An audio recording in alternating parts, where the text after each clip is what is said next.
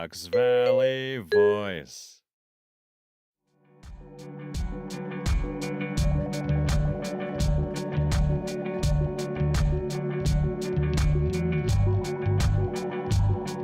Hey, everybody. Thank you for listening. This is the Fox Valley Voice podcast. My name is Jaime Gutierrez, and very happy to be with you here on the show. And just in case you're new to the show, the idea is that I am interested in chatting with people here in the area that have wonderful, crazy stories. And my thought is that our stories have a way of uniting us as a community. It's hard to dislike somebody once you know their story. Not that you're going to dislike my guest today, but just in general, I think everybody could use a little more friendliness and unity nowadays, and so that is my hope. My goal is to start getting a bunch of these stories out there so we can all be a little friendlier to each other. Today's guest is Quenby Schuyler. She is a personal chef here in the Fox Valley, and I've gotten to know her a little bit over the past year or so, and got to know her a lot better when she visited the Fox Valley Voice studio to tell me her story, and it is quite a story. Some of the just to give you a teaser, it is not a short conversation, but in order to tease you into listening to the entire thing, some of the topics that we are going to cover as far as her life story, she is going to tell us about growing up on a farm in West Chicago. She's going to tell us about heading out to Colorado to snowboard, and she just happened to learn how to become an organic mountain farmer while she was out there. She came back to Chicago and found herself working as a private chef for some wealthy families in the Chicagoland area. And then another crazy story about suffering a stroke at a young age, just days after giving birth to her daughter, and that's kind of a harrowing tale. And we're gonna finish up with a a story about how she just might be the love child of a Hollywood icon. Her actress mother may have had a certain relationship with a certain guy that you may have heard of. We don't know. But listen to my conversation with Quenby. We're going to start off with, it's an unusual name. So I had to ask her definitively, how do we pronounce your name? Quenby Schuyler. Okay. Schuyler. Mm-hmm. It's a CH. SCH. SCH, right? Yeah. So you probably get a lot of Schuylers. Schulers and Schuylers and Quenby Schuyler. Yep. That's a good name. That's like a stage name. Thanks. You wouldn't even have to change it. No, I don't think I would. It's hard to pronounce. No, it's not. I mean, once you know the correct pronunciation. One day I was at Target, and my mom decided to call the Target because she wanted me to pick up something for her. And all of a sudden, I'm walking through the Target with the shopping cart in front of me, and I hear, "Will Quenby Schuyler please come to the front desk?" Quenby Schuyler. And I'm like, that's got to be me. So it is. It was you. Hard to pronounce for some people. Oh, that's great. Mm-hmm. So. You really shouldn't have told me that story because now you're going to call me. I get it. I have friends that do. It's fine. Quenby Schuyler. So, yeah. All right. So let's start. Where did you grow up? Where are you from? Okay, I grew up on a farm in West Chicago, Spring Hill Farm. Okay. And that sounds familiar. Yeah, big red barn on Indianal Road, 7-acre property, horses, chickens, goats, all sorts of stuff. So that's where I grew up, and kind of under the care of 2 crazy creative parents that decided to buy a farm. So anytime my mom got annoyed with any of the animals, she would take them to Sunny Acres, and the next day we'd be like, where did that goat go? And she'd be like, oh, he went for a ride. So that was the beginning. Okay. Mm-hmm. You wouldn't end up eating those animals, would you? No. Okay. None of them. Because that would be dark. Would be. We're not going there. But we did have to go when we had to water the horses. We had a well inside of the chicken coop, and we had angry chickens. So we'd have to go in to the chicken coop with a wiffle ball bat and swat the chickens away to water the horses, to like pump the well to give water to the horses. And we'd end up they'd end up chasing us all the way back to the house, angry. So it was kind of a dysfunctional farm. It wasn't like the original Angry Birds. Yeah, the original Angry Birds, exactly. So okay. So growing up on a farm, and your parents were not necessarily farmers? No, they were not farmers. Why did they buy a farm? I think they wanted the land and the space. My dad was a horseman, so he did like to ride. So for the horses, for sure. And then my mom was an avid gardener. She definitely was not a farmer. We didn't produce any kind of produce coming off of the farm, but she had gardens sprawling throughout the property. That was kind of her big thing. So, and we had a lot of parties and events, and she dug a pond, a natural spring-fed pond that was at the base of the property. So we were swimming, and it was a very magical place to grow up, I would say. Yeah. How long were you there? I lived there till I was 18. So when I moved away to college in Boulder, that was the last time I saw the farm. So It's a long time. So do your friends come over when you're a kid and play on the farm? So we were the place. Yeah. And what's really interesting is that I always thought, so I went to private school growing up, and kids that were growing up in McMansions at the time, and we had a 7-acre sprawling property with tons of outbuildings and then the barn and the horses. I always thought I was the poor kid. So we weren't, but that's what I thought, because we didn't have all the new fancy, everything that the other kids had. So, but now that I'm older, I realize, and I get so many messages and emails saying, oh my gosh, we cherish those memories that we had with you and your parents on the farm, because that was an experience that those kids didn't get to have that I did. So it's kind of interesting to see it in a different light now. I didn't appreciate it, I don't think, when I was growing up. Mm-hmm. So I think that's a pretty common theme with people, though. It's once you get that perspective, and it's usually when you're older. Yeah. And really after you have kids. Yeah. Now I look back on it and it's my everything. I look back on it and it's the core of who I am is based upon Spring Hill Farm and everything that happened there. Yeah.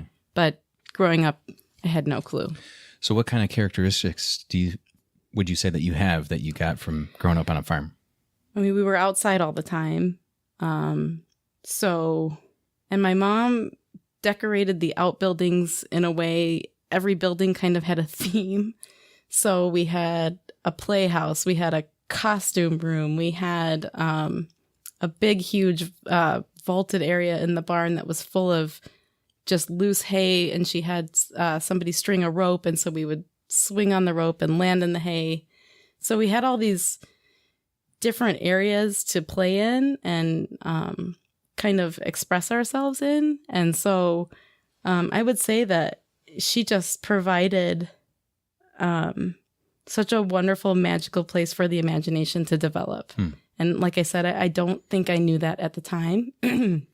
And I think that's where the beginning of my I think that's where my creativity was born, obviously, was there.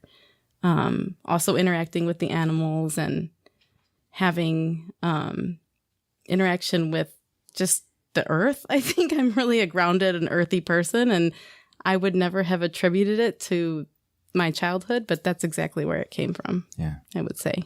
So, did you ever have a chance to, or have you talked to your mom about it and said exactly what you told me, that you now realize that your childhood was pretty much magical? Yeah, and she brags about it. You guys had a magical childhood. And you're like, okay, Mom, we get it. Yeah, she takes full credit for that. But, I interviewed for Food Network, and they wanted me to be on one of their shows. And they heard this similar kind of story, and they wanted to paint me as like farm girl from, suburban Illinois, goes big time to LA and learns how to cook. And I was like, that's not what it was. I was not a farm girl. I was not learning how to plow the fields. We were just exploring and watching my mom create something out of nothing. And it inspired us, I think, as adults to carry that with us into our own lives and our own families. Yeah. So completely different. So what you're telling us is you just had a really big yard. We had a really big yard, yeah, with some animals. Yeah. And a lot of parties. So I like the party part. Yeah. So you go to Boulder. What are you studying in college? I was an English major. So I studied, I really wanted to go into the creative writing field. I've been a writer since in kindergarten. Just that was kind of my escape, or kind of a way to put all the pictures in my head onto paper and to connect and to create. And so I was an English major in Boulder. And do you have other writers that you identify with or that inspired you? Annie Dillard. I don't know if a lot of people know of her. She's in her 90s now. She's kind of a naturalist writer, but she relates nature to life and to the human experience. And I've read and reread her books over and over again. So she is definitely top for me. Okay. Mm-hmm. How was college for you? It was great. It was I had never drank beer before. I was a late bloomer. That's usually where it happens. Decided to go to Boulder, of all places, where the world kind of opened up for me even more. And it was an amazing experience. I met the best friends of my life there. And it's not flat out there. It's not flat. Had you been to visit before you decided to go to school out there? I did. It was a choice between Westmont, which was a private Christian college, because I was a private school kid, so I went to Christian grade school and Christian high school. So it was a choice between Westmont and Santa Barbara, which I went out with my mom to visit. It's beautiful out there, too. Yes. And CU Boulder, which I went with my dad to visit. And I vacillated back and forth, but I ended up choosing, I think I was one of maybe 3 other kids in my high school to go public. Everyone else went to private Christian colleges. So, okay. Right, because bad things happen at public school. They do. Mm-hmm. Like drinking beer. Drinking your very first beer. Yeah. And I hated it. I remember hating the taste of it. Yeah. So, but you fought through that, right? I did. I could tell you a whole story on that, but that would embarrass me and incriminate me, and so we're not going to go there. Okay, we don't have to tell that story. No. You save it for your book. Yes. Yeah. All right. So did you complete your studies at Boulder? No. So this is kind of where the story takes a turn. I guess too much beer. Too much beer. The second biggest kind of influence in my life, my parents divorced my freshman year. And so going into my sophomore year, the support and the money ran out. So I had to make the decision to drop out of college. So I dropped out, and I could have gone home back to Chicago or stayed. And I was just so invested in the mountains and in my lifestyle and in my friendships that I stayed, and I took a full-time job at an organic cafe a block away from where I lived, just schlepping soups and sandwiches and coffee. And so I could stay. And now, was there a choice that you made, or was there a reason why you went to the cafe? Like, had you been into food previously? no, not really. So you could have ended up at a hardware store or something. Yeah. I mean, it was the cool place to hang out, and all the really hot guys worked there. So, no. so I had a crush on one in particular. And so I thought, I'm going to try to get a job at this place. You're cool if you're the coffee girl, right? So that's kind of why I picked that place. And it was a block away from our house. I lived with 5 other girls on the Hill in Boulder. And if you're from that area, you know what the Hill is. And so I took that job, and I ended up doing really well. And so at like 19 years old, the 2 owners asked me if I would manage. Wow. And so I learned. After how long? How long were you there? 6 months. 6 months, and all of a sudden you went from no restaurant experience to managing. Wow. Yeah. And so I did all the ordering and the hiring, and at 19 years old, all the firing. But it was the kind of place where in order to apply, you had to make your own application. There wasn't an application. You had to be kind of a creative character to work there. So it wasn't your typical Starbucks or anything like that. So, and then I ended up, that's where I learned how to cook. So I took on the prepping and the skills to make all the food in the morning. And you say it was organic? Mostly. Yeah. And lots of vegan, vegetarian options. Okay. And this was before it was even cool. That was going to be my question. What year are we talking? 2000. Okay. 2000. Because there was a certain period of time where all of a sudden there was this huge explosion of, everything is organic and locally sourced and all that. And that was happening in Colorado before it was happening here. Oh, we're the last to get anything here. Yeah. Because it's got to seep in from both coasts. Correct. All the way to the... Anytime I'd come back here, I was like, where's the Fat Tire? Where is the new Belgian beer? Yeah. And finally it came, 10 years later. So I get it. Yeah. I get it. All right. So you're managing, what's the name of this place again? Proof Rocks. So it worked for me because that's a T.S. Eliot poem, the love song of Alfred J. Prufrock. It was about lovers meeting in a coffee shop. And there was a line in the poem that is, I've measured my life in coffee spoons. And I can really relate to that. So, you a coffee lover? I am. Yeah. Yeah. I drank the same drink every day for the past nearly 20 years now. Okay. I drink iced espresso with cream and sugar. That's it. Wow. Yeah. I don't vacillate. I don't change. Any particular bean? Like, is there a specific espresso that you buy? No, not anymore. No? Okay. No, you can't find good espresso here. Don't tell anybody. I just told everybody. So, well, you know what? Now you're going to get messages saying, come here. I got your espresso. Right. Yeah. So, so that's where everything kind of started for me as far as my career. And again, just like the farm, I had no idea what it was building up to at that point. So you say this is where you started to learn how to cook. Yes. What were you making?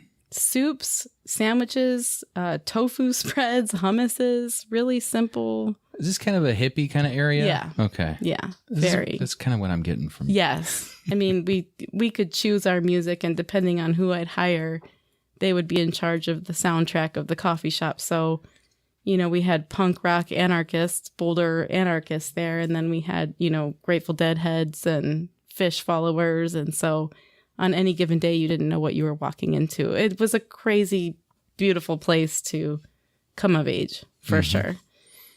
Wonderful. Yeah. So how long did you end up staying there? I worked there for 3 years.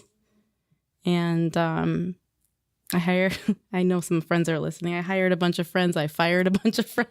So did they stay your friends after you fired them? They did. Yeah. They're some of my best friends that were young.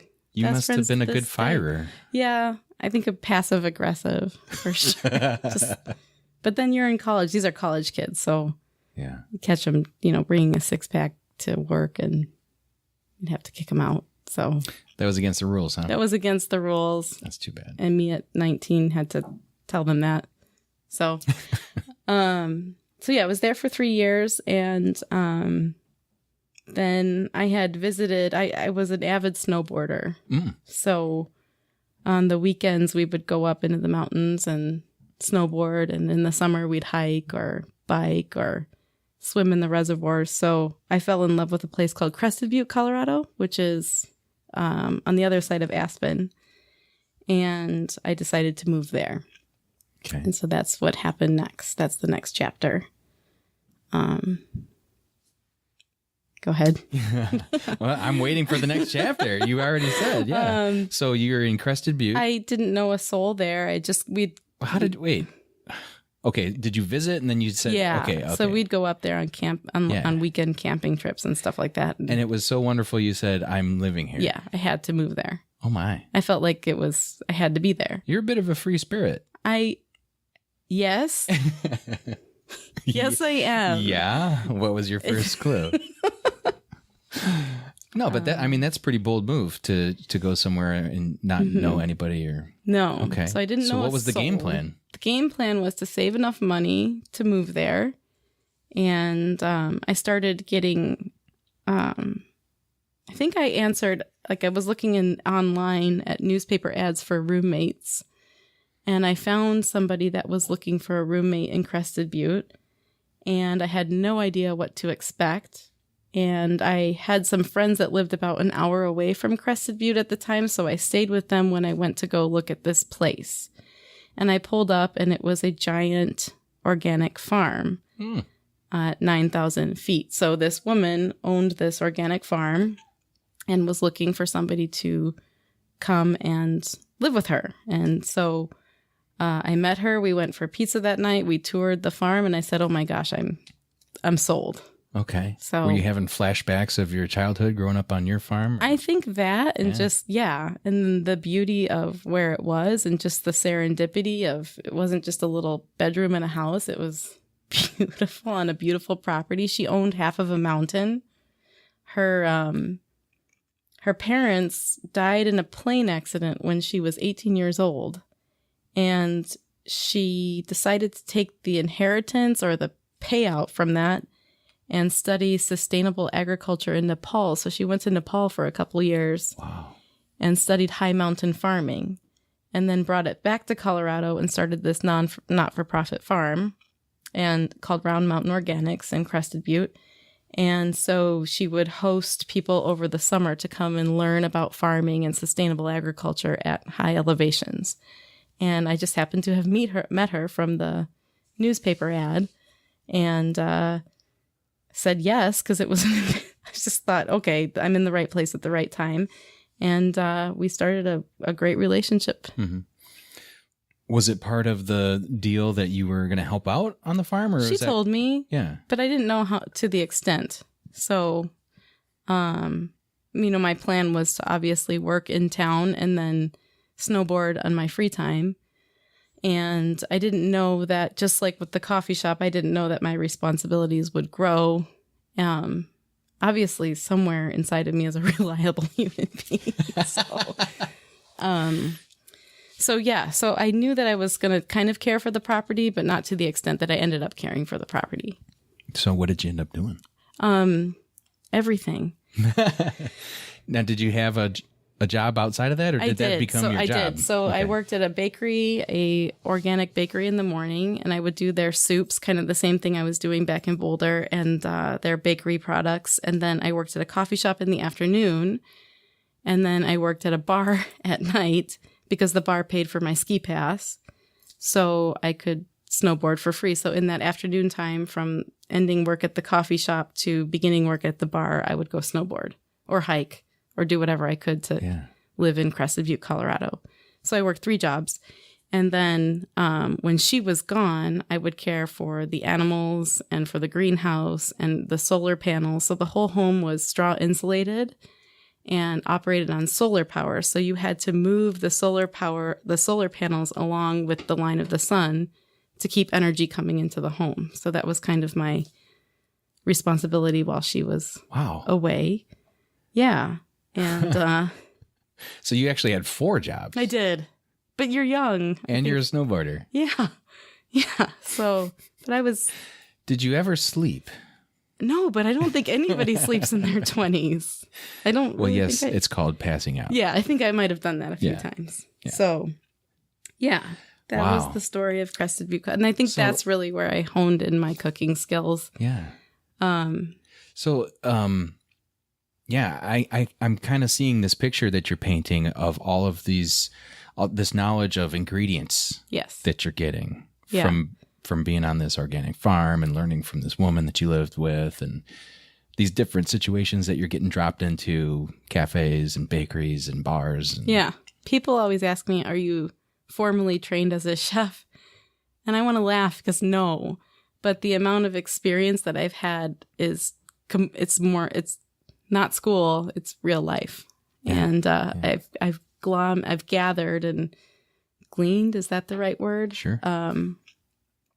All different kinds of approaches to food from all of my different experiences. And I think that's kind of what makes me different. Sure. Than a regular classically trained chef. Yeah. So, well, at the end of the day, what does it matter? Does it taste good? Yeah. Yeah. So I think if you can get to that point, sure. I'm not going to ask you for your resume. Right. And we can talk about why I think it tastes good. And I think it's because there's heart and experience in the food. Yeah. Whereas, I don't know, I go out to dinner and I don't taste that heart in a lot of the dishes. So, why do you think that is? Because perhaps people that have the concept of their restaurant or their cafe have passed it on to somebody else that's working for a paycheck. And I cook my food. I don't hire other people to cook my food for me. Yeah. And so that heart is directly transferred from me to the plate. Yeah. So let me ask you, though, on the other side of the coin, have you been to a place where you did feel and taste that chef's heart in the meal? I have very few times. Mm-hmm. Once in Chicago. You going to name names? Avec, downtown. But that's because I had a friend that worked there who made me the meal. Wow. So maybe it was just something special for you. Yeah. And then a couple places out in Colorado. Mm-hmm. But it's very hard. I don't like to go out much because I feel like there's a disconnect. Mm-hmm. I might be shooting myself in the foot by saying that. But yeah. Are you constantly saying, oh, I could totally do this better? I am. I am. It's really hard to go out and pay $100 to eat food that you could make better at home. Yeah. Yeah. That sounds like a curse to me. It is a curse. Because I like going out. And I'm not saying that. I'm just saying, this is great. It's really hard even to live with me because my family members will, I'll be like, this isn't good. The product isn't good. The meat doesn't taste fresh. I don't want to eat it. And, my own family gets mad at me for it. I'm really picky. Well, sure. You've got the bar is set very high for you. It is. And I've lived with chefs earlier on in my career, and they were that way. They were very, I'd make food and they wouldn't want to eat it for the same purposes. And I'd be like, oh, what jerks. Why won't they? But now I get it. When you're cooking. Did they at least give you a little feedback or? No. They just didn't want to eat it. Aww. There's two in particular that I'm talking about. And if they're listening, they know who they are. But oh boy. Yeah, I think. But it sounded like that spurred you on to work harder and to try to improve. Yes. Yeah. So maybe they did you a favor. I think so. Well, now I can relate to them. Yeah. Now I know exactly what they're talking about where I didn't maybe 5-6 years back. So. Huh. Yeah. Yeah. All right. So you're living at 9,000 feet on an organic farm. Yeah. You're working 4 jobs. You're snowboarding. It's almost unbelievable. Did you have any long-term thoughts at this point, or was this just it? 4-year, 5-year plan? Well, I don't know. No, it was it. You're just like, I'm just going to do this, and I'm going to do this. Or no, you don't call it skiing. Board? I'm going to snowboard and enjoy the time that I was there and the beauty of the mountains and hiking. And this was before we were attached to our phones. Mm-hmm. So I could go get lost for hours on end and stay lost, and I didn't care, and I didn't tell anybody where I was, and it didn't matter. So I miss You weren't those taking days. selfies? No, I wasn't taking selfies, telling anybody I was on Elk Mountain. Yeah, you were just doing it for the love. Yeah. No, I had no plan. In Crested Butte, there is this rule. It's 4 guys for every 1 girl. So you're destined to find a boyfriend because there's so many more guys than there are women. So it was a very interesting time in my life where I met a lot of men and had a great experience, dating experience and snowboarding experience. And right. They probably dug the fact that you were into snowboarding, right? I think, you know what? My roommate, the woman who owned the organic farm, her name was Nancy Wicks. She told me that it takes a certain kind of woman to live at high altitudes, right when I moved in, that you have to be tough and that you have to have a sense of adventure and be strong because it's just a different lifestyle. And I didn't know what she was talking about at the time, but I get it now. And I've had so many friends move out to Colorado with hopes and dreams and to move right back home. It takes a certain woman to live out there, I would say. You have to be thick-skinned, tough, adventurous. They're different there. Mm-hmm. So I'm really glad I had that experience. So you're one of those women then, huh? I think when we talk about this, I think that's chapter 1, 2, 3. And then the in-between chapter, I got soft. And then the final chapter, I'm starting to reclaim that part of myself. So are we getting to the soft part now? Yeah. Do we even want to go there? Do we? I know you want to gloss over it. Well, we don't have to get into really specific detail, but so did you end up moving back after a while? I did. I moved home for a summer and... because they call it mud season in Colorado, where all of the snow melts and there's very little work and very little to do. So I moved home the beginning of spring, and then back to West Chicago. Back to West Chicago. Still on the farm or no farm? No farm. My parents had divorced and moved and lived separately at that time. Okay. So I moved in with my mom, and I took a job again at another restaurant, and then I met somebody, and I decided instead of going back to Colorado that I would stay in Chicago. Okay. Sounds like you may regret that decision at this point. Looking back? Now I don't. You don't. Because everything is part of the story. Right. But if you had to do it over again, though, I wouldn't do anything different still. But it was definitely, that was the dark years, for sure. Okay. So where were you living? I was living with my mom. Okay. And then I met this person, and we decided to move in together. And then we decided after 2 years, he proposed, and we got married, and we had a child. How fast can I gloss over this part? Fast as you like. And then we divorced 6 or 7 years after that. So that part, I'll let you ask the questions on that part. Okay.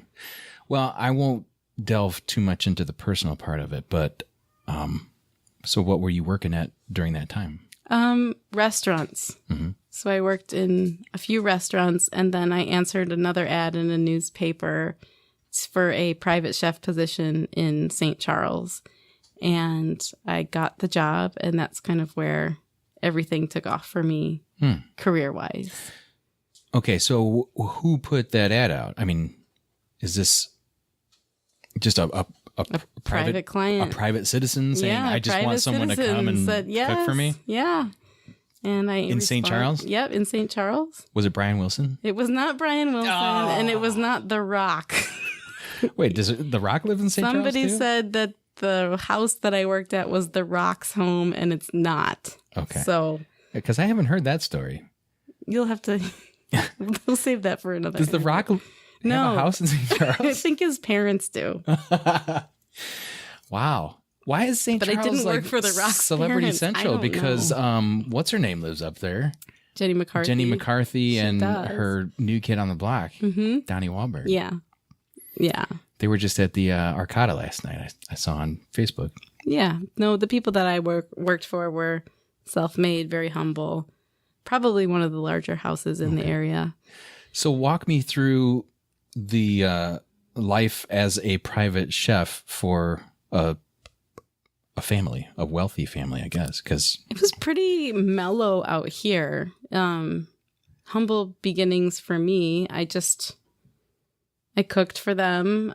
They had a special diet. So here's where my experience came in with all of the alternative ingredients that I had learned how to use in Colorado. They were eating that way, right? It's heavy protein, heavy veggies, no carbs. So I knew the approach. I knew the alternative ingredients to use. And it was a great job. Mm-hmm. And I was still kind of growing as a human being at that point. And so I decided to put my experience with them on LinkedIn. And I worked for them for 4 years. And I ended up getting scouted out by an agency, so a private chef agency, from putting my resume on LinkedIn. I had no clue that this private chef world existed. Wow. And I'm just learning about it right now. Yeah, I didn't know either. So you sign up, okay, but that makes sense because you're talent. Yeah, so I just put myself on LinkedIn. Yeah. Because I thought that was what people do. And then they say, we want to get you gigs. So I had an agency call me and say, hey, we work with high-end clients in Chicago.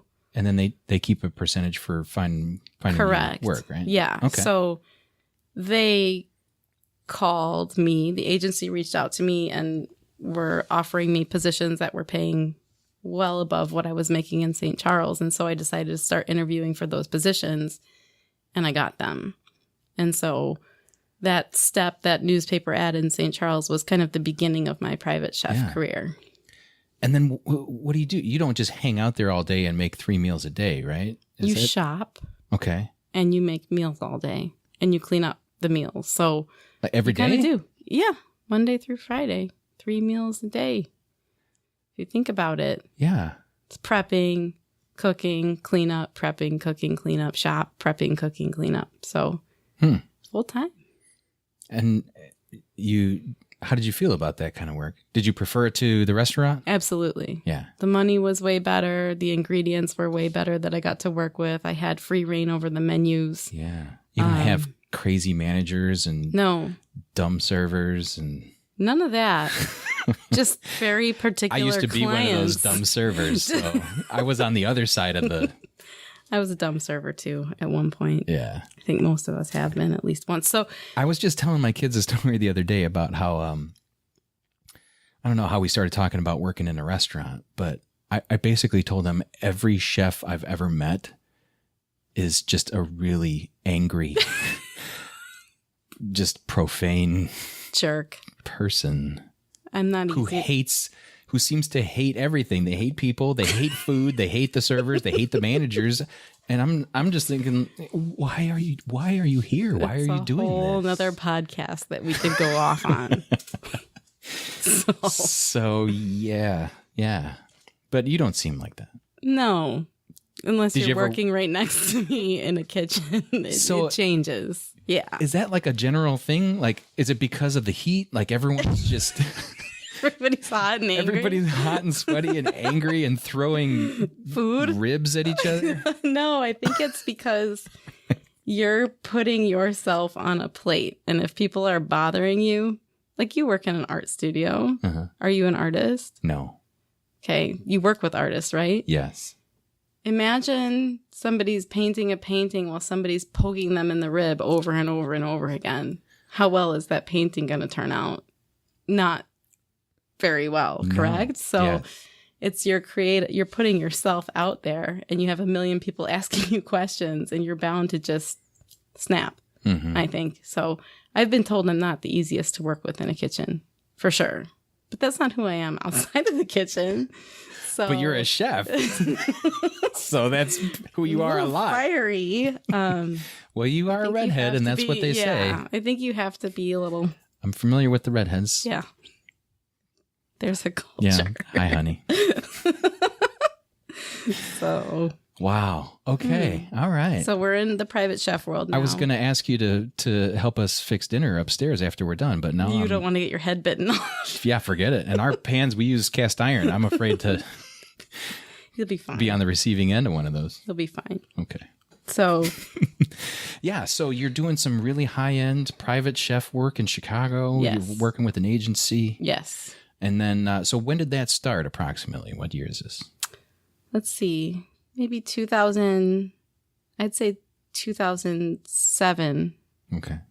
2008 All right. is when that started and continued on for quite a while. 7 years, I'd say. So till about 2014. Yeah. Wow. So And then what happened? Did you get tired of having to go to the city? Or? no, I kept working. I worked for, so what happened is kind of everything just kind of kept growing. So I worked for the family in St. Charles, and then I ended up working for a family on the Gold Coast. And then I got scouted out to work for a family that owned 2 homes, so one in the Gold Coast and one in Naperville. So the pay always just got higher. And I liked the one that was between Naperville and Chicago because I could be closer to home. And so I just kept taking positions as I grew with my experience and the salaries got bigger. I just kept accepting higher positions. And so I worked for each family for about 2-3 years. And then I think I worked through one through my divorce. And then I met somebody again and was still working as a high-end private chef for a family that had a home in Naperville and Chicago.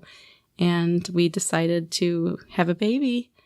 And so after the baby was born, I stopped working. And You stopped altogether? I stopped altogether, yeah. And the intention was to go back at the beginning, but that didn't happen. And so that kind of leads us up to maybe 3 years now, 2-3 years ago, and kind of my decisions. So, and how life as an entrepreneur kind of took shape. So they were 60-hour work weeks. And my last job I was working, 60 hours, and I had my own nanny. So now I'm working. Full time, paying my own nanny to watch my son. And I didn't want to have that happen with my daughter. And so I stopped working altogether and decided to stay at home. And make some really amazing meals at your own house. At my own house. Yeah. And then take pictures of those amazing meals and then get phone calls for me to make those amazing meals for other people in the area. And so that's how my own personal business started. Yeah. But except you're keeping it close to home now. Yes. Yeah. Yeah. And picking and choosing what I do. Yeah. And that's kind of what you've been doing since then up until now? Yes. Okay. Yeah. So after she was born, I took the time off and I just started to snapshot photos of what I was cooking at home, and people reached out and said, hey, I've got, a wedding shower or a Christmas party. Would you like to cater? And I would say yes and say yes and say yes. And I think through word of mouth, it traveled, and people just kept calling and calling. And so I built my own business, and I didn't have to go back. Still haven't had to go back. And you don't have to pay the fee to the agency. No, I never had to pay a fee to the agency. Well, I mean, they took money from the clients. Right. So you're not getting all the money. Yeah. But now you get all the money. I do. Where do you like to shop around here? This is hard. I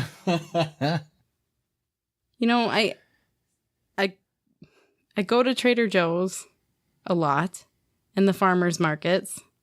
I really enjoy people that are growing their own things at home. I have a huge garden, so I source from there.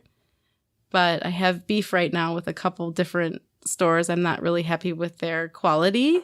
I'm not going to mention who they are right now. Joseph's Deli in Geneva is amazing for meats. I use them a lot. I use Blue Goose a lot. But I shop all over the place. I really do. When I was in the city, I went to a lot of different markets, a lot of fish markets, a lot of farmers markets. But out here, I mostly source from Trader Joe's for the bulk, and then the farmers markets and specialty meat places out here. There's some fabulous farmers markets with people who are pretty local. Yeah. I mean, I know there are some people that might come from like Wisconsin and Michigan but also a lot of Illinois folks too. Mm-hmm. Yeah. Yeah. There's some really good resources. All right. What's your favorite farmers market? The Batavia Farmers Market. Yeah. There you go. Ding, ding, ding.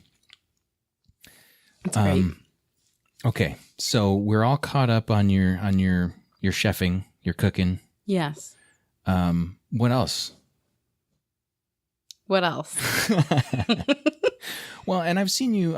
Okay, so we're friends on Facebook, Mm-hmm. and every once in a while, I'll see you make reference to some difficulties that you've had, maybe starting a couple years ago. Yeah, so I was wondering if you were going to go there or if I was going to go there. Well, we don't have to go there. No, we if can you go don't there. want to. That's absolutely fine. I just feel like it's. I mean, it's definitely had an effect on your life and who you are at this point. Yeah, Would you agree? absolutely. Okay. So, after my daughter was born, 9 days after she was born, I had a stroke.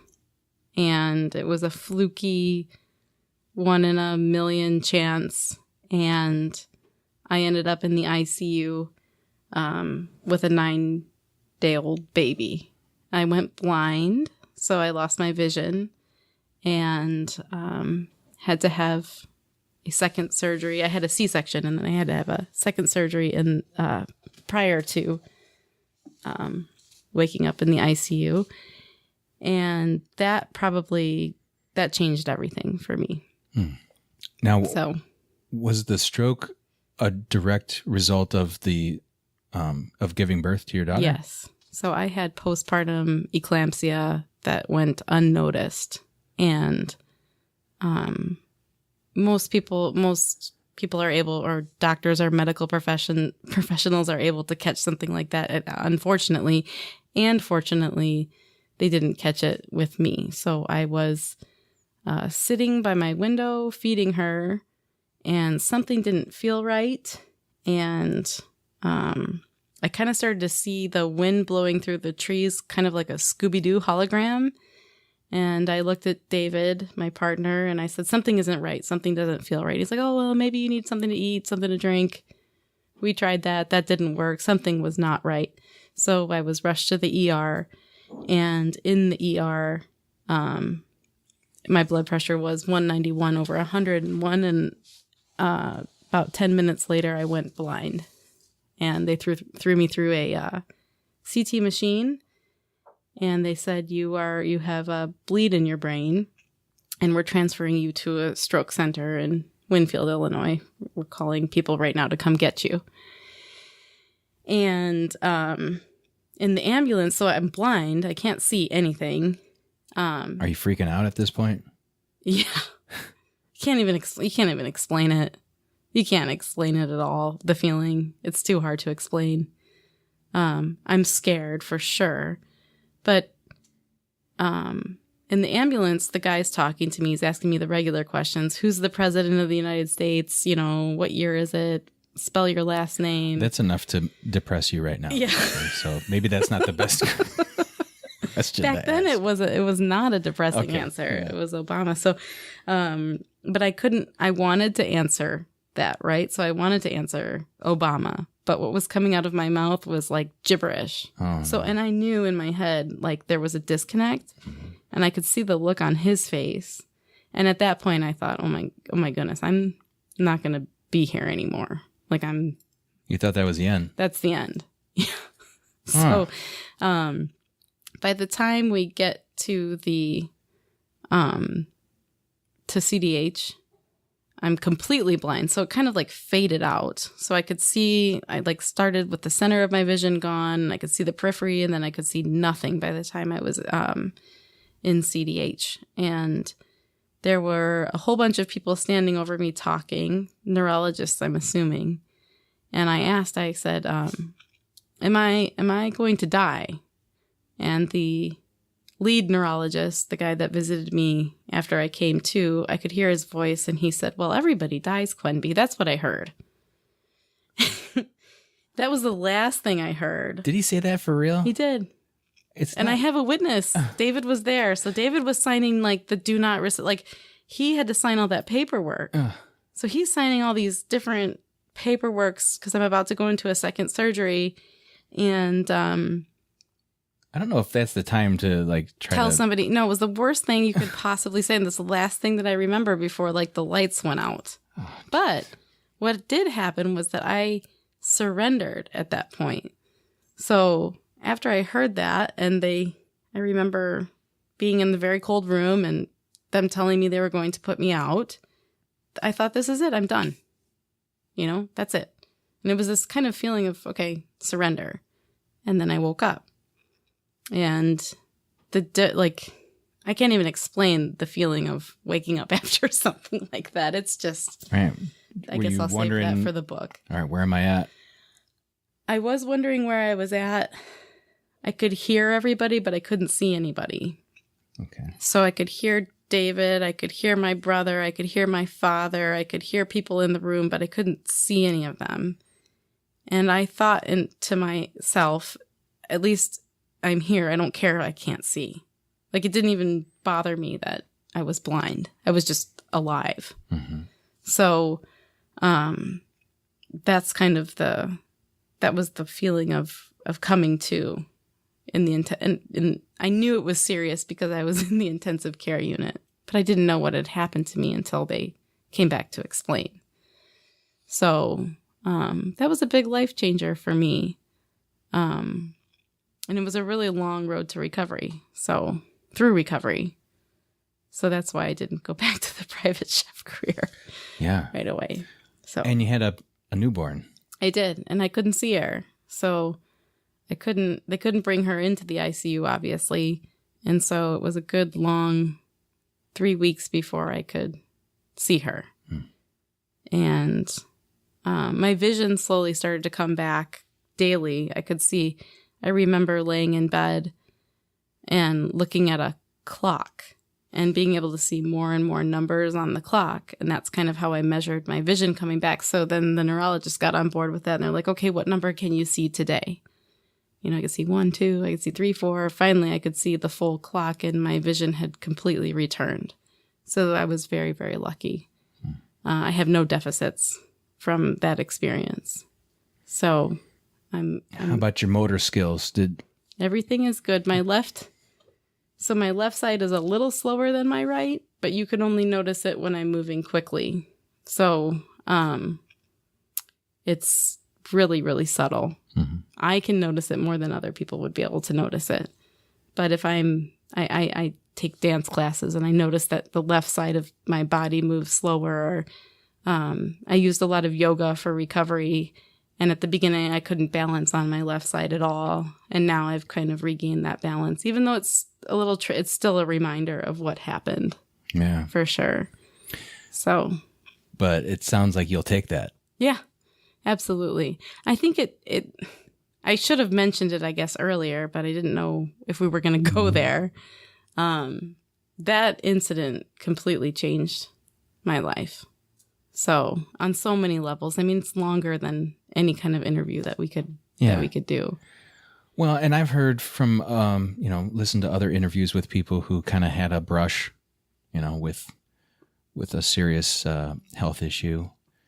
So, do you feel like it kind of focused you or freed you to enjoy life because you thought for a second that you weren't going to be here anymore? It's a blessing and it's a curse, because sometimes I walk around thinking that, am I the only one that realizes how short what a short time we have here? And when I see people wrapped up in things that aren't important at all, whether it be in politics or the media or social media, I feel like it's a blessing and a curse, because I think to myself, oh my goodness, we should all be a lot more grateful for what we have. So, and we should probably be a lot nicer to each other as well. Agreed. Yeah. And real. That's the hard part, is that authentic. Mm-hmm. Yeah. That's one of my favorite words to think about is, Yeah. And those are the people that I gravitate towards as well. You know, Yeah. it's like if I could say that somebody is authentic, that's one of the best things that I could probably say about somebody. I struggle because I think when you are authentic, you can scare people away. But those are the people that need to be scared away. Yes. Unless they want to pay you to cook for them. Exactly. That's the problem. So I've been up front before and said, "Oh, I had a stroke," and people, and they treat you different, right? And then I've been around people where I've said that, and they actually engage me in the conversation, and we actually find a meaningful connection. Yeah. So I've had both experiences. Yeah. I would say that like a brush with death, and it wasn't my first. I've had others prior, but we can't talk about those. Wait a minute. We can't talk about those. You're holding out on me. I think they just make you realize just how fleeting everything is and how important human connection is. And just sometimes I see what people consider to be important, and I think to myself, if everybody got shaken to their core, maybe our priorities would be a little bit different. So it's tough for me, though, because I have to be real careful with how I express myself. Right, because not everyone's at that level where you're at. No. It's like you've seen something that the vast majority of us have not seen. Right. And I have to be careful. Yes. And you have to be careful. I just read something that you can't teach something to somebody that they don't want to learn. So I could tell you, till I'm blue in the face what it's like. But if you're not ready to hear it, then I'm wasting my breath. So it's kind of something that if you experience it, you get it. If you haven't experienced it, you might not get it. Yeah. But you're lucky. I always like to say that the stroke was the best, worst thing that ever happened to me. That's how I look at it. Changed my life completely. 100%. Every day. Every day. There's something that I notice, whether it be in the weather, whether it be with my children, whether it be in a song or in a meal or in a connection with somebody. There's something every day that kind of strikes me as it just brings me fully into the present and makes me completely grateful. But I still get caught up in the sea of like regular life. But I would say at least once a day, I'm reminded to be grateful. So. Well, I think that part sounds like a wonderful gift. Yes. Yeah. Yeah. So from the time of your stroke to the time where you were able to perhaps not be fully recovered, but you could get back to regular life. You could take care of your kids. You could you could cook. You could do your own thing. What time period was that? How long did that take? I would say my daughter was born in June of 2017. And I would say that the healing and the recovery period was at least until April of... Wait, you said June of 2017. Sorry, June 2015. Mm-hmm. Sorry. Yeah. She was born June 2015, and I would say that the recovery was April 2016. Okay, so almost a whole year. Yeah. Huh. Yeah. So in that time, in that recovery time, I did a lot to work really hard to get to where I am right now. Yeah. So... Well, you're one of those tough mountain women. I guess so. Maybe that's proving it. So I told you there was a time where I went soft, and then I think it came back and kicked in full force. I was determined to recover. And I met a lot of incredible people along that path to recovery. I did a lot that I never had done before to try to kind of get on top of life after a stroke. So I went through all sorts of kind of modalities for healing: yoga, dance, support groups, everything.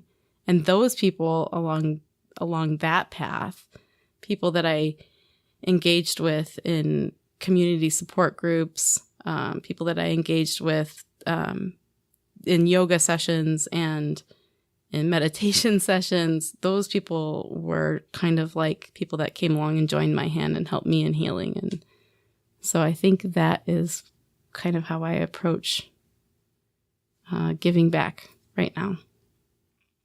So we can talk about that more, but you have to ask the question.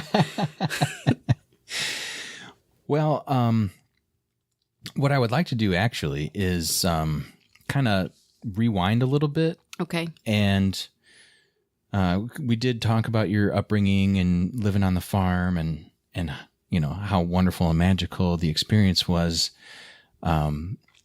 You've also shared some stories recently about your mom. And I feel like we need to get a little more background on her because she didn't have a regular mom job. No. When you were growing up, did she? No. And like, as we talk about this, it all sounds like so much. It's like, sounds like unbelievable. And like, when I drive around in the car, I'm like, this is too much for anybody to deal with. So if we're going to go there, like, and we're going to put this out there, I just want people to know that it's too much. It's too much for me to even deal with at this point. So, but everything you're saying is truthful. Yeah. You're not making stuff up, is what you're saying. No, it's just stranger than fiction. It's just, yes. It's okay. stranger than fiction, the whole life story. And it needs to be put into a book eventually, I think. Right. And you're a writer. I am a writer. And you know what? I feel like I wasted my whole son's, like when my son would nap twice a day as a boy, I had all that time to get on a computer and I never did. And now I have a daughter napping and I have all the time to get on a computer and I don't, to sit and write. Do you need an accountability partner? Would you like me to check in on you every once in a while? Sure. And then I have How many pages did you write today? Like bad luck follows me wherever I go. So then I think, oh my gosh, I'm going to write it. And then some cyber attack is going to happen and I'm going to like lose everything. I'm no stranger to tragedy. So okay, but now you're just talking yourself out of it. Yeah. I think there's Listen, a huge I am fear. a champion procrastinator. Okay. I can see the signs. So you see it. Oh, absolutely. You're looking at me. So I am. Yeah. Yeah. So my mom, back to my mom, she was an actress and she was a Screen Actors Guild actress. So she worked with some very big names before I was born and after I was born. And so growing up on that farm, when I talk about the parties that we had, we'd have some big names over at the farm. And I was told that after I went to bed, my mom came alive, and heard of her skinny dipping in our pond with certain big names out there that you... Oh, come on now. Don't... So... Come on. Who is it? I can't. Well, if Sean I get in Connery? trouble or I get like sued or something, I don't know. Please tell me it was Sean Connery. It was not Sean Connery. Oh, man. Think CSI. Oh, who's on CSI? Just stop there, but just think the leads in CSI. So... The guy with the... I don't watch CSI. Let's not even go there. Dang it. Okay. So, all right. So she... Who else? Anyone that you can say that wasn't naked? Well, there was one time at the Steppenwolf Theater where I was there. She was performing a play, and my brother was there, who was about 9 at the time.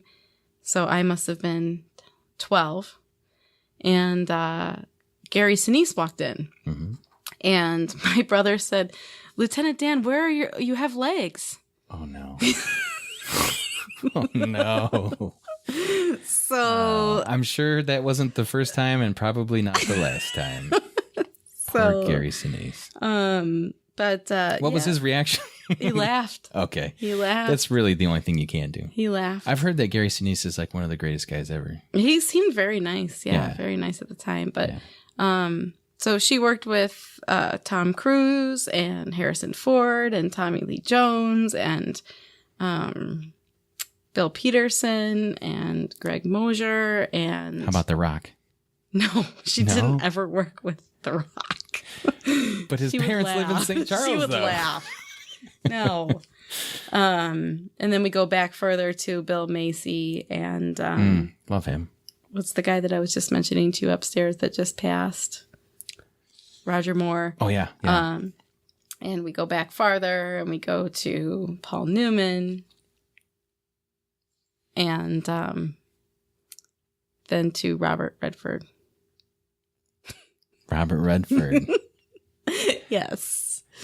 So I've seen a couple of his films. they're very good. Yes. Yeah. He's a good actor. Yeah. A River Runs Through It's one of my favorites. Mm-hmm. We both love the outdoors. Mm-hmm. So you're trying to figure out a way to introduce this chapter of the story. I'm going to let you do it. I traced you back. Okay. Actually, I do have a good story about this, and I think I already shared it with you. But so one day, in the very early morning, when I'm not really alive yet, I'm still pretty groggy. I'm not a good getter-upper. No. How are you? Neither. Yeah. No. But my wife is a very good getter-upper. She's up and at 'em first thing in the morning, and she wakes me up by saying, "Oh my gosh, you're not going to believe this.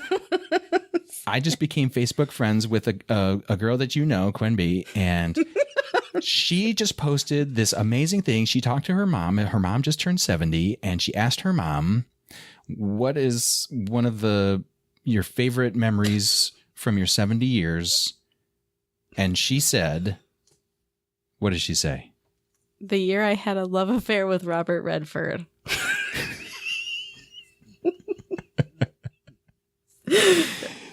So that's how I was dragged into this podcast. The land of the living that morning was by my wife Callie telling me that you might be Robert Redford's love child. I could possibly, allegedly, maybe. Yes.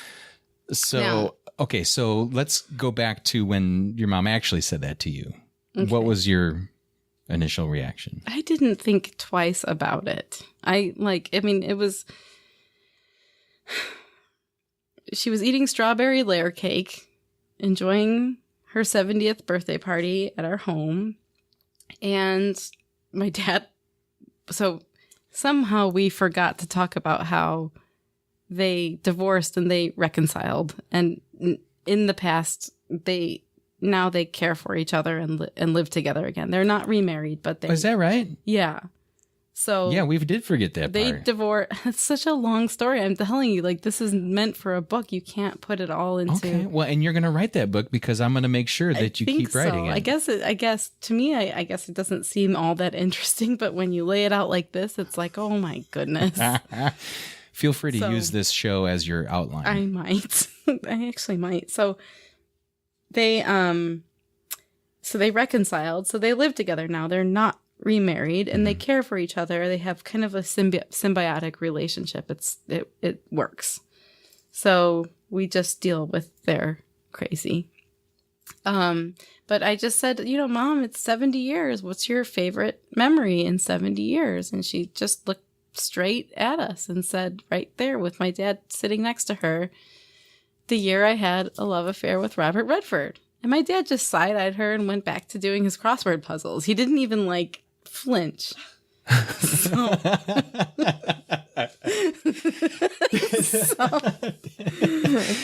Do you think is it because he's heard this story before? He could hear it. He could know it. I don't know. This is the mystery. Because that would be I'd be like, oh, you're going to tell this again? We've never heard it in my 36 years. Right. Just imagine, any time that your dad upset your mom, she could just be like... thrown Redford at him. Yeah. Well, hey, Robert Redford would have mowed the lawn by now. I think it's way bigger than that, unfortunately. Because my dad was a high-powered attorney, very handsome.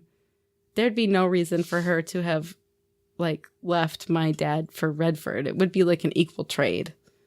So...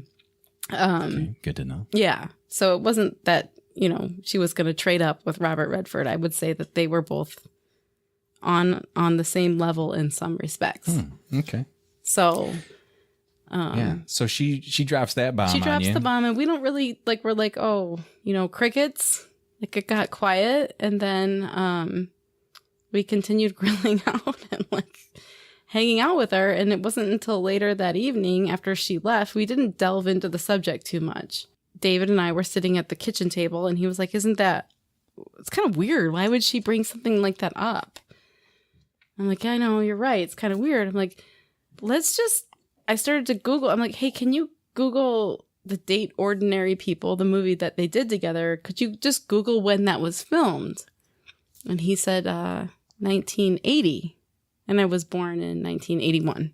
Dun, dun, dun. So that was the beginning. That's when we both looked at each other and we had like the OMG moment where we were kind of like, okay, this could be. Well, that's when you just took it to the next level, because all she said was that she had a love affair with Robert Redford. Right. She didn't say anything about anything else. No, she didn't say I was a love child. She didn't say anything else, just that her favorite year was the year she had a love affair with Robert Redford. With whom she made a movie. With whom she made... The year before you were born. Yes. The year before I was born. And...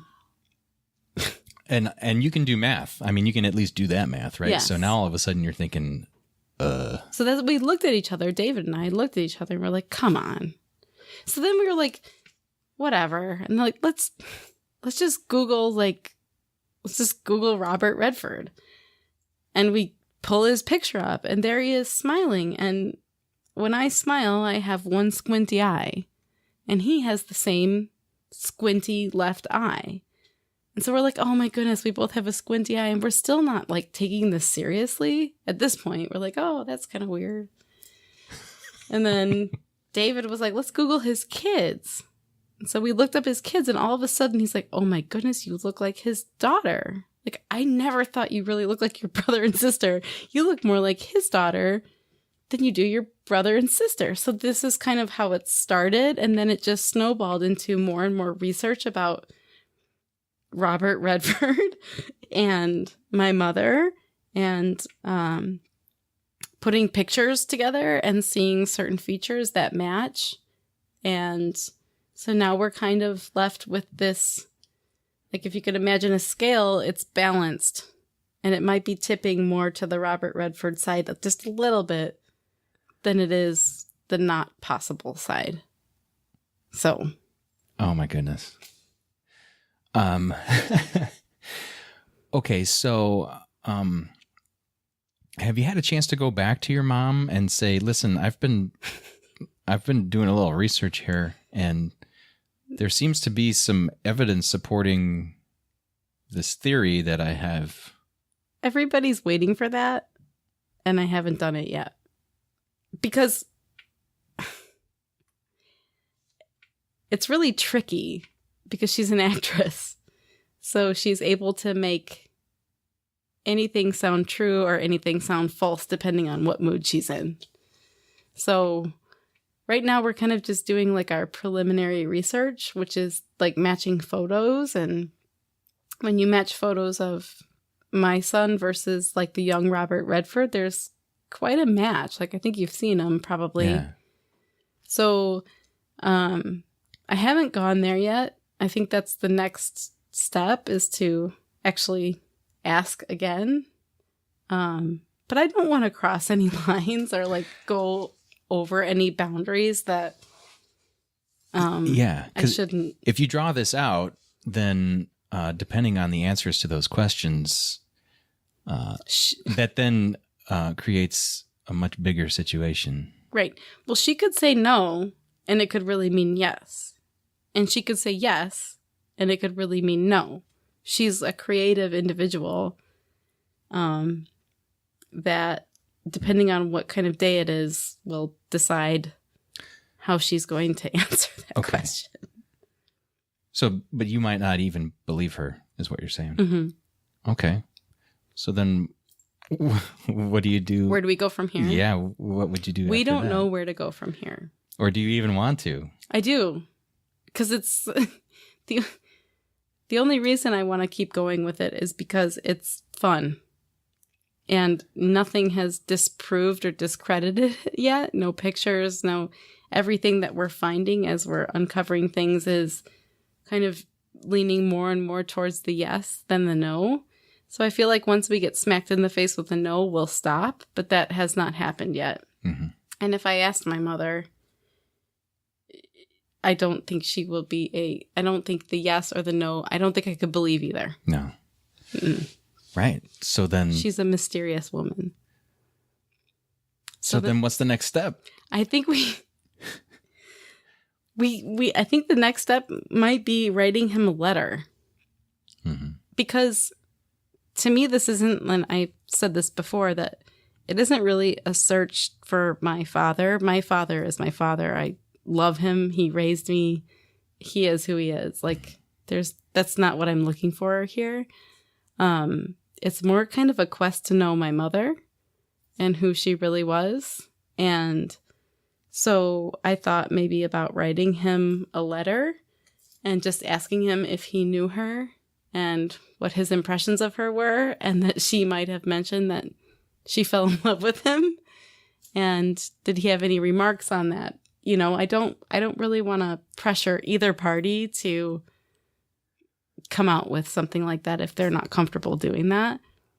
But the evidence is just mounting and mounting. So. Are you going to start sending him pictures of your kid and say, does this look like it could be your grandson? I think you think of some crazy person. So I really, I think, honestly, I don't know where to go from here. Yeah, it's a really tricky...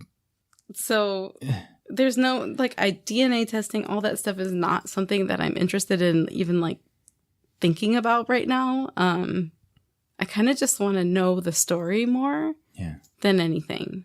But how do you do that without coming off like a weirdo, a crazed, weirdo fan? Mm-hmm. I don't know yet. Yeah, I don't know yet. That's kind of to be determined. Yeah. And when I agreed, but you're an author. Yeah. Just pretend like you're a character. When I agreed to interview with you, I thought, well, you know what? Maybe he'll have some suggestions. Oh, great. I'm supposed to come up with the answer? You don't want to hear my idea. What is it? Yes, absolutely. Well, no, I mean, I think a letter is probably a good way to go. Yeah.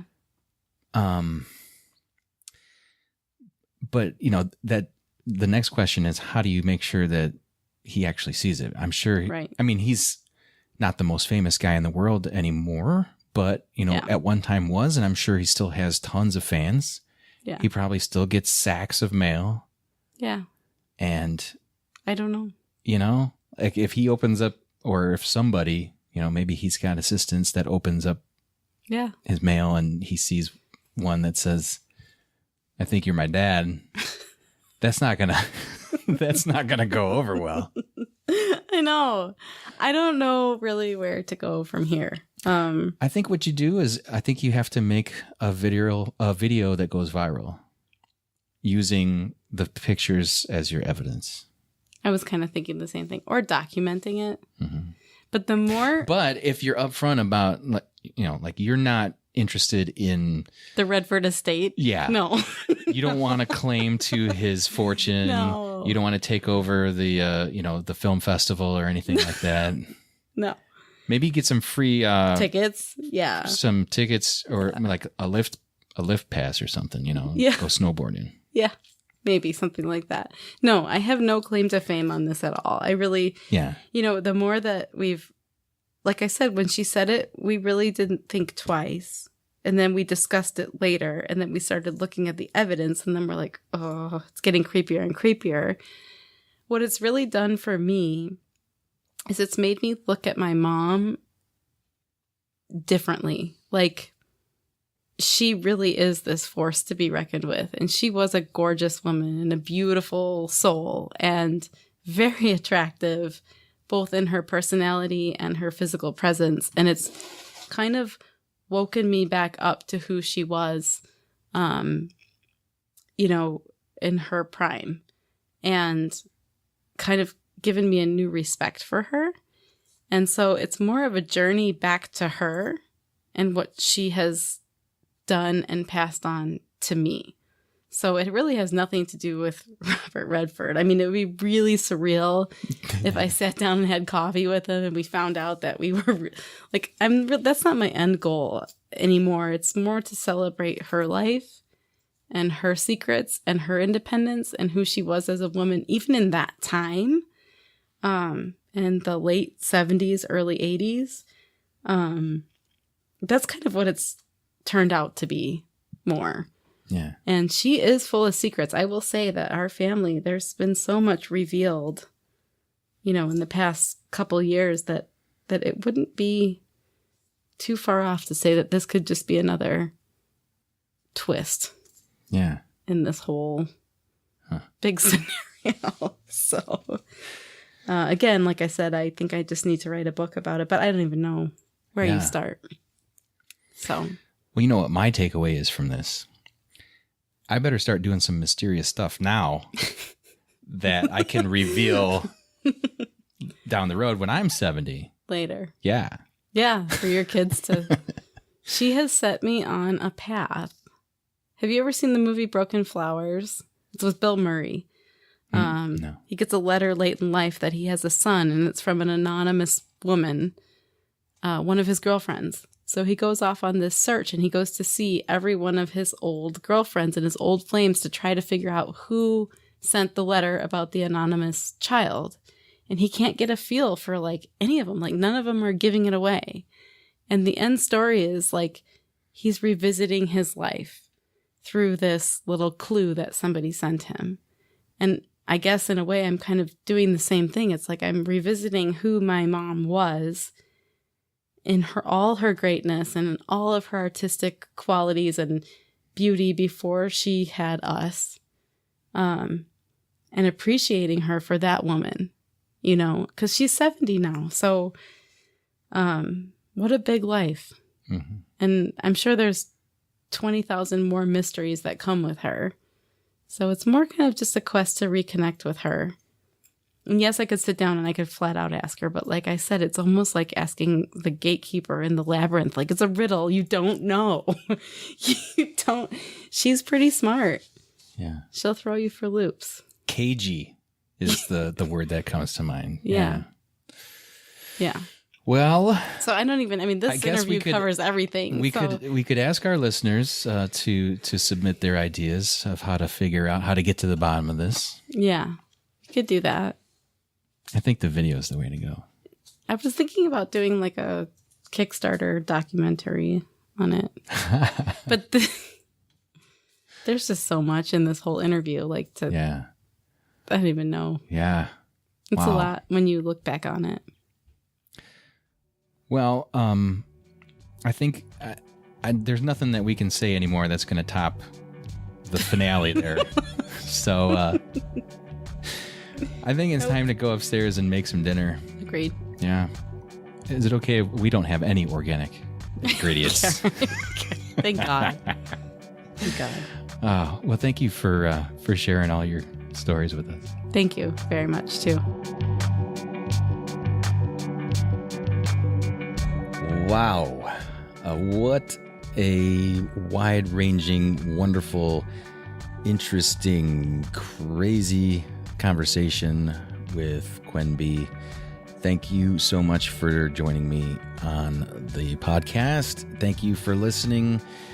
If you'd like more information about Quenby, go to foxvalleyvoice.com and we'll have some links in the show notes there. And I would like to encourage you, if you're listening, if you made it this far, please contact me with your ideas. Chances are you have a great story, or you know somebody who has a story that we need to hear on the show. You can send an email to me at talk@foxvalleyvoice.com. You can follow me on Facebook, Twitter, Instagram, all that fun stuff. Let me know what you thought of this show and give me some ideas for more shows. And I would love to help share those. And I would also like to thank my good friend James Cardis for giving us music for this show. And stay tuned. Also, check out foxvalleyvoice.com for several other shows that I'm producing. We've got Away from the Chair from Tyler Anderson at Beardsguard Barbers. We've got Bree Hayes doing Rivertown Life. She's the owner of Fawn Gifts in Batavia. I got another one coming up, a new show, Trade Secrets with Doug Sam, the Bearded Plumber. And we're going to kick that one off with him coming up here soon. And yeah, good stuff. All right, we'll talk to you next time on the Fox Valley Voice.